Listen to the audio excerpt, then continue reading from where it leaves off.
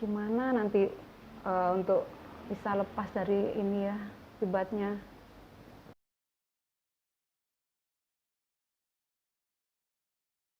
Assalamualaikum. Waalaikumsalam. Bu Lagi Juana. apa, Berlin? Lagi ini Bu, nonton ini. Kok serius sekali kelihatannya. Iya, mari Bu. Kok kelihatannya asik sekali Bu, lagi apa? Ini loh Bu, saya prihatin. Penasaran juga sih apa yang membuat anak-anak itu lebih tertarik menggunakan gadget sehari-hari. Sedangkan untuk pekerjaan anak sehari-hari di rumah susah untuk diminta mengerjakannya ya Bu ya. Bahkan Bu, cucu saya umurnya belum balita aja udah mahir menggunakannya. Nah, kira-kira gimana Ibu cara saya melakukan menghindari untuk dampak negatifnya untuk cucu saya itu Bu? Oh gitu masalahnya Bu. Memang sekarang kita harus bagaimana ya, adaptasi ya, yang kenyataan realnya yang kita lihat sehari-hari, ini termasuk cucu saya juga. Artinya anak-anak lebih tertarik dengan gadget ya, karena bagaimanapun ada pendidikan karakter di usia dini, di era digital, itu memang kita sebagai orang tua ya sebaiknya mengikuti zamannya. Zamannya kita kan memang tidak ada digital ya, artinya sekarang ini memang kemajuannya sangat pesat sekali. Bahkan Bunda merasa ketinggalan tidak dengan cucu dan anak kita. Iya, ya. Bu, Bagaimanapun itu kita suka tidak suka, senang tidak senang, setuju atau tidak setuju, kita harus mengikuti tumbuh kembangnya anak. Karena ini kalau boleh dibilang zaman digital, bagaimanapun anak-anak itu kan akan melakukan apa yang dilihat, akan mengucapkan apa yang didengar, terus akan mengekspresikan apa yang dirasakan. Jadi 3 hal tersebut memang tidak bisa lepas dengan era sekarang. Makanya kita sebagai orang tua ya memang harus mengikuti pertumbuhan yang memang cukup pesat ini. Yang jelas kami sering mendapat keluhan juga, dikira kita ini mungkin kebetulan saya guru, seakan-akan saya nggak menghadapi masalah. Jadi masalahnya jauh tidak berbeda, karena orang tua itu hampir kebanyakan mengeluh. Tetapi orang tua juga kebanyakan tidak menyadari gitu loh. Apa yang dilihat akan dilakukan anak, orang tua diajak ngomong, fokus ke HP-nya, itu contoh yang real. Terus kalau diajak ngomong juga tidak noleh, yang dilihat, yang diamati adalah yang dipegang. HP lah, kita nggak usah malu-malu, jujur. Jadi orang tua sering menyalahkan anak, tetapi contoh yang dilihat langsung lupa kadang-kadang, mungkin termasuk saya sendiri.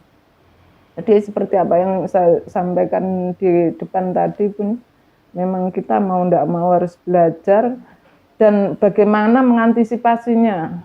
Ya.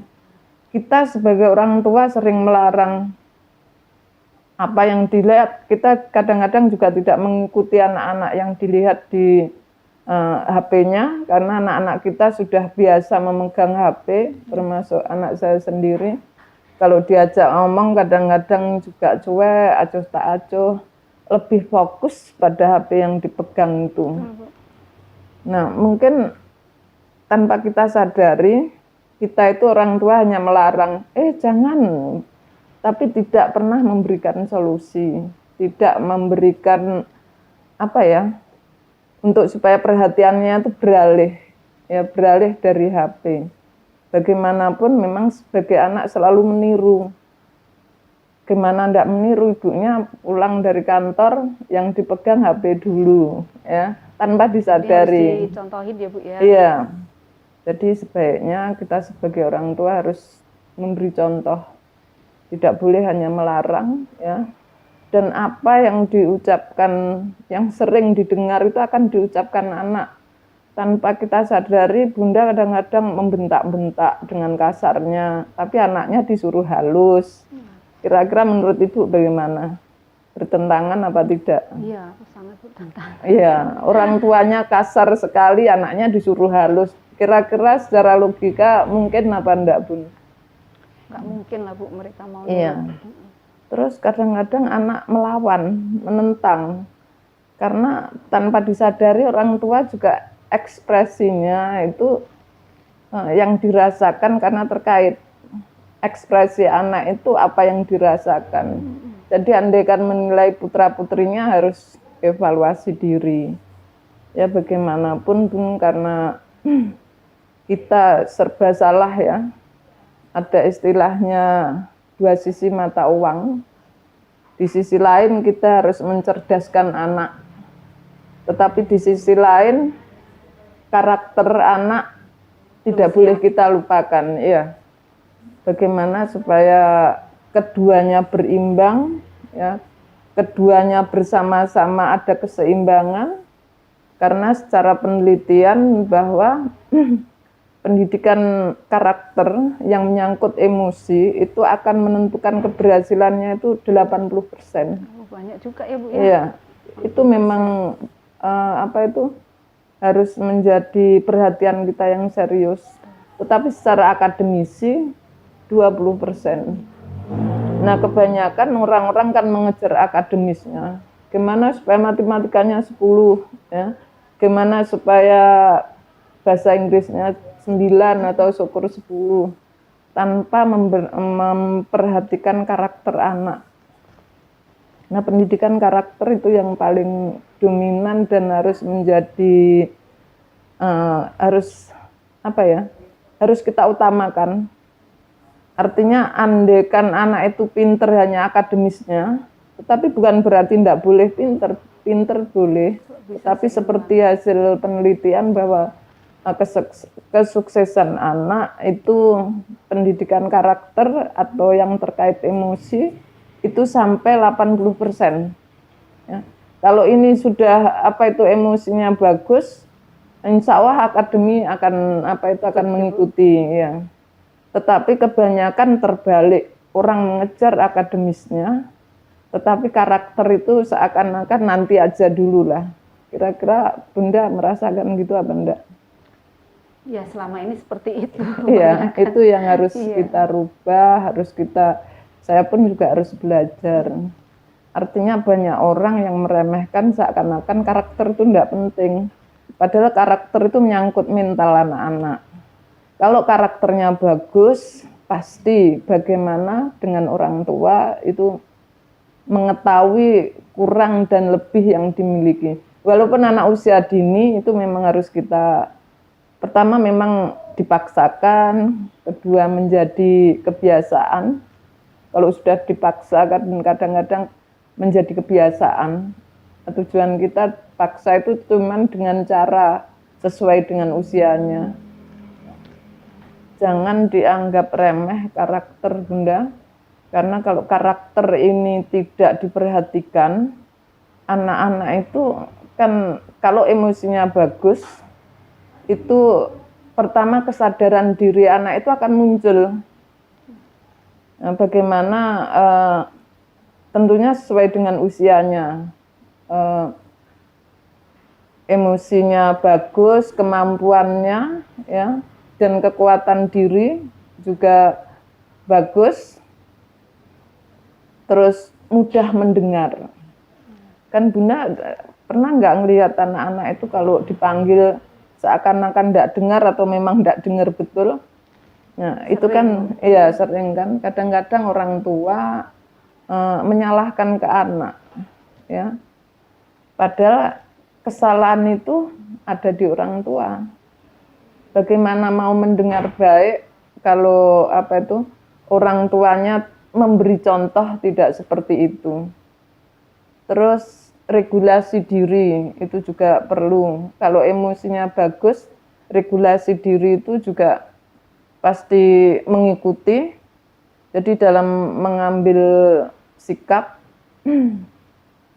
baik dan tidak baik itu anak bisa membedakan pelan-pelan kembali seperti sesuai dengan usianya. Terus berikutnya selain kesadaran diri, regulasi diri, dan motivasi. Anak itu bisa termotivasi tanpa kita kejar-kejar. Kadang-kadang orang tua maksudnya memberi motivasi tetapi malah membebani anak. Ayo belajar, biar nilainya bagus. Itu sebenarnya orang tua maksudnya kan mau memotivasi. Tetapi orang tua lupa memberikan stimulasi, ya, rangsangan ke anak itu bagaimana supaya bisa berkembang dengan baik. Karena bagaimanapun anak itu kan memang perlu diberi stimulasi, perlu diberi rangsangan yang menarik sesuai dengan usianya anak-anak. Dan anak itu tidak harus dengan saklek, ayo harus belajar nilainya biar bagus. Itu kalau karakternya anak tidak siap bisa menjadi beban. Mungkin Bunda pernah merasakan apa enggak terkait dengan mungkin putra-putrinya, kan lumayan prestasi putra-putrinya Bunda, mungkin pasti punya kiat tersendiri. Gimana kiatnya Bunda mungkin?